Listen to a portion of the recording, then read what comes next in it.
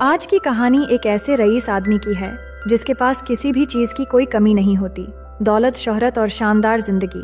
लेकिन एक चीज की कमी रहती है और वो है अपनी बीवी का सच्चा प्यार। यही कमी उसे एक रात गलत रास्ते पर ले जाती है, जहां उसकी मुलाकात एक अनजान लड़की से होती है। शुरू में सब कुछ एक आम अफेयर जैसा लगता है, लेकिन धीरे धीरे ये रिश्ता एक भयानक साजिश में बदल जाता है, जो देखेंगे हम आज की इस पूरी कहानी में।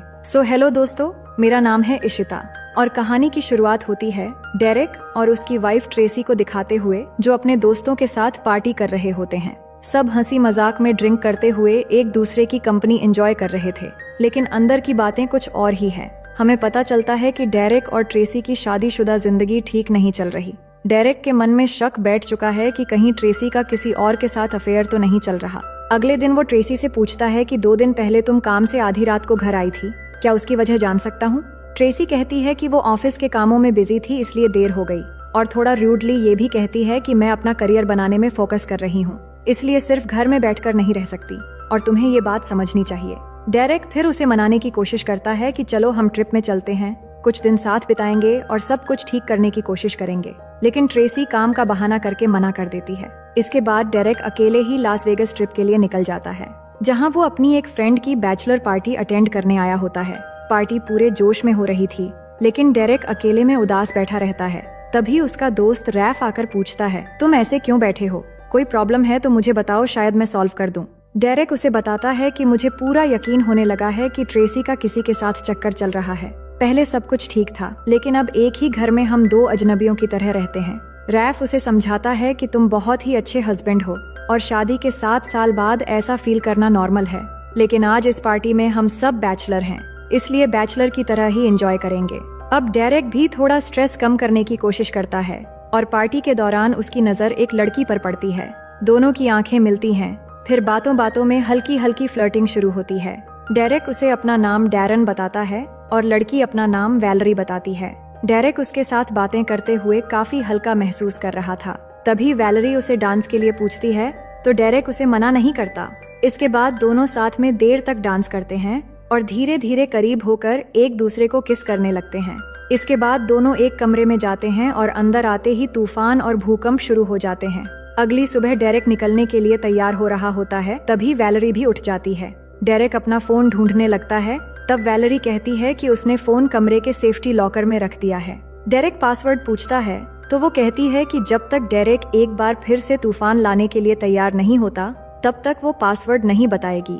मजबूरी में डेरेक उसकी बात मान लेता है और फोन मिलने के बाद वो तुरंत वहाँ से निकल जाता है। इसके बाद डेरेक अपनी शहर वापस लौट आता है और अगले दिन जब ऑफिस जाता है तो वहाँ उसका कजिन टायरन उससे मिलने आता है। टायरन कहता है कि उसे अपनी माँ से मिलने जाना है और उसे पैसों की जरूरत है। डेरेक बिना ज्यादा सोचे उसे पैसे दे देता है, क्योंकि दोनों के बीच भाई जैसा बॉन्डिंग है। उसी वक्त रैफ भी आता है और ये सब देख लेता है। फिर टायरन के जाते ही वो डेरेक से कहता है कि उसे टायरन को इस तरह कैश न देकर चेक दे देनी चाहिए, लेकिन डेरेक अपने फैमिली को फर्स्ट प्रायोरिटी देता है और भाई के बारे में कुछ भी सुनने को तैयार नहीं होता। तभी रैफ एक और बात बताता है कि उसके पास एक बहुत बड़ी डील है। अगर वो दोनों अपनी एजेंसी बेच दें तो मिलियंस कमा सकते हैं और फिर जिंदगी भर काम करने की जरूरत नहीं पड़ेगी। लेकिन डेरेक मना कर देता है। वो कहता है कि हमने ये कंपनी 0 से खड़ी की है और मैं इसे किसी कीमत पर नहीं बेचना चाहता।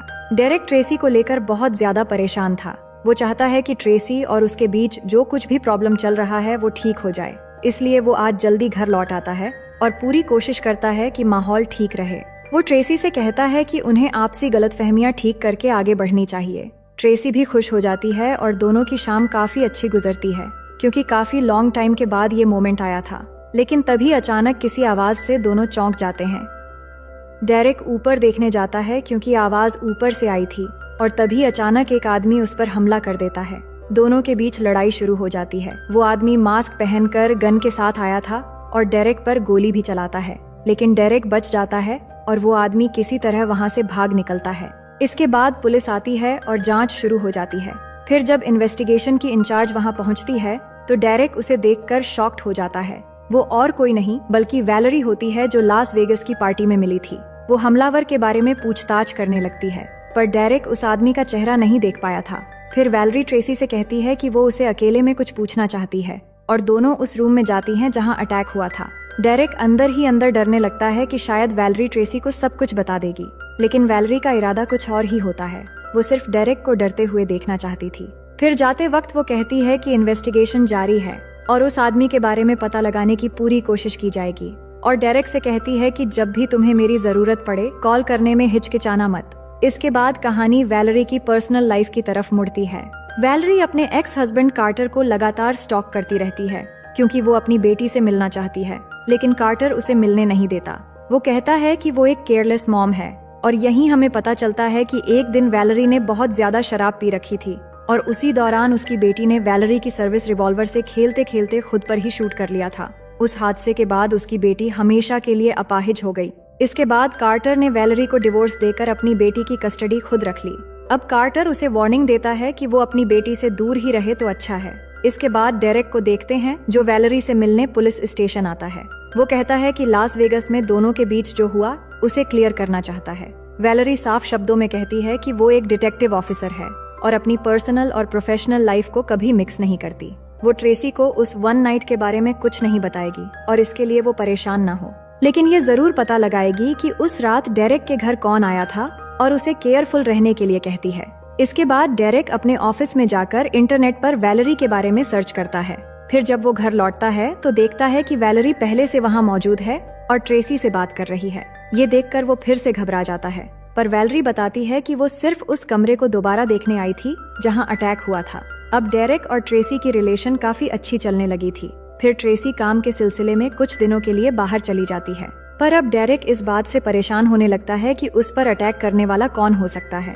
रैफ के साथ इस बारे में बात होती है तो वो कहता है कि शायद टायरन ही उसके घर में चोरी करने आया था क्योंकि उसे घर का हर कोना पता है, पर डेरेक ये बात मानने से इनकार कर देता है। वो इस बात से भी परेशान था कि वैलेरी शायद उसके साथ माइंड गेम खेल रही है और उसे डर में देखकर एंजॉय कर रही है।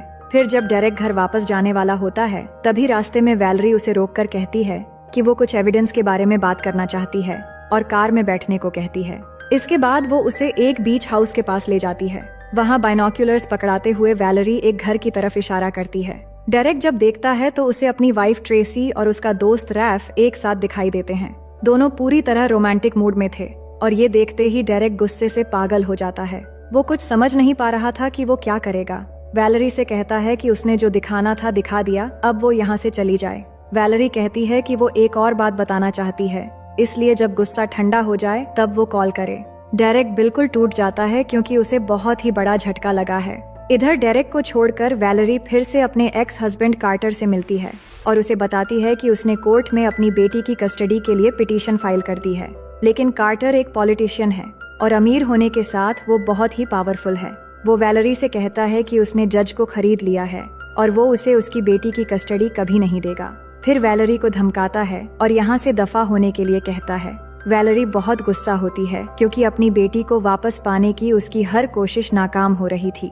अब उसी रात डेरेक को देखते हैं जो वैलेरी से मिलने उसके घर पहुंचता है।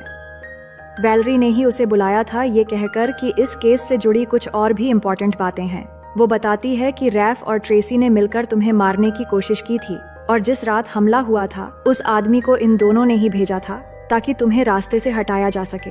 डेरेक कहता है, तुम इतनी यकीन से कैसे कह सकती हो? वैलेरी कहती है कि मैं केस सॉल्व करने में माहिर हूँ और ये साफ नजर आता है कि तुम्हारे मरते ही 50% कंपनी ट्रेसी की हो जाएगी और रैफ तो पहले से ही 50% होल्डर है। वो फिर से हमला कर सकते हैं, इसलिए तुम्हें होशियार रहना चाहिए। इसके बाद वो सीधे कह देती है कि सबसे बड़ी होशियारी यही होगी कि तुम पर दोबारा अटैक हो उससे पहले तुम उन दोनों को ही खत्म कर दो। इस बीच वैलेरी फिर से करीब आने की कोशिश करती है। डेरेक भी कुछ देर के लिए सब कुछ भूल जाता है और एक बार फिर से तूफान आता है जिसमें कुछ चीजें भी टूटती हैं। इसके बाद डेरेक कोई भी बात किए बिना वहाँ से चला जाता है, लेकिन वैलेरी अपनी बेटी को लेकर परेशान थी।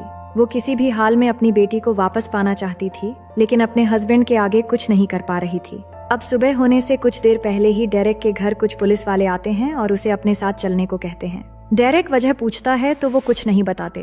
इसके बाद पुलिस स्टेशन में वैलेरी भी आती है तो डेरेक पूछता है कि आखिर ये सब क्या हो रहा है। वैलेरी कहती है, अगर तुम मुझे सच बताओगे तो शायद मैं तुम्हारी मदद कर सकती हूँ। फिर ट्रेसी और रैफ की कुछ फोटोग्राफ दिखाती है जिनमें वो मरे हुए थे। डेरेक शॉक्ड हो जाता है कि ये मैंने नहीं किया, पर वैलेरी उस पर चार्ज लगाती है कि तुम यही चाहते थे और मेरे घर से निकलकर तुम सीधे उन दोनों को मारने गए थे। इसका सबूत ये है कि क्राइम सीन पर तुम्हारी मैरिज रिंग मिली है। डेरेक पूरी ईमानदारी से कहता है कि मैं बीच हाउस पर गया जरूर था, लेकिन उन्हें मारने के लिए नहीं, बल्कि एक बार सामने से देखना चाहता था कि मैं जिन्हें अपना मानता हूँ वो किस तरह मिलकर मुझे धोखा देते हैं। मैंने उन्हें रंगे हाथों पकड़ा और वो मेरे सामने भी आए। फिर मैं मैरिज रिंग ट्रेसी के सामने फेंक कर आ गया, लेकिन अब वो बुरी तरह फंस चुका था, क्योंकि इस बात पर कोई भी यकीन नहीं करेगा। अब धीरे धीरे उसका केस मीडिया में फैल जाता है, क्योंकि वो जाना माना बिजनेसमैन है। फिर ट्रेसी के फ्यूनरल के बाद डेरेक अपने कजिन टायरन और अपनी माँ के साथ घर लौटता है। तभी घर के बाहर वैलेरी उससे बात करने आती है। डेरेक पूछता है कि तुम यहाँ क्या कर रही हो? मैंने कोई मर्डर नहीं किया। वैलेरी कहती है कि ये बड़ी कॉम्प्लिकेटेड है, इस पर कोई यकीन नहीं करेगा। फिर बातों बातों में वो एक छोटी सी हिंट देती है, जिससे डेरेक समझ जाता है कि उन दोनों को वैलेरी ने ही मारा है। वो पूछता है तुमने ऐसा क्यों किया? तो वैलेरी भी इस बात से इनकार नहीं करती, लेकिन साथ ही डेरेक को चेतावनी देती है कि तुम कुछ नहीं कर सकते। मैं एक ऑफिसर हूँ और अगर तुमने कुछ भी किया तो मैं सेल्फ डिफेंस में तुम्हें अभी मार सकती हूँ। इसके बाद डेरेक सारी सच्चाई टायरन को बता देता है। टायरन उसे कहता है कि वो टेंशन ना ले, वो अपने तरीके से वैलेरी को सबक सिखाएगा। डेरेक उसे रोकने की कोशिश करता है कि हमें दिमाग से काम लेना होगा, वो शायद कोई बड़ी गेम खेल रही है, इसलिए अभी उससे दूर रहना ही बेहतर है। लेकिन टायरन कुछ नहीं सुनता। वो उसी रात अपने दोस्त वैम्पी के साथ वैलेरी को धमकाने के लिए सीधे उसके घर में घुस जाता है।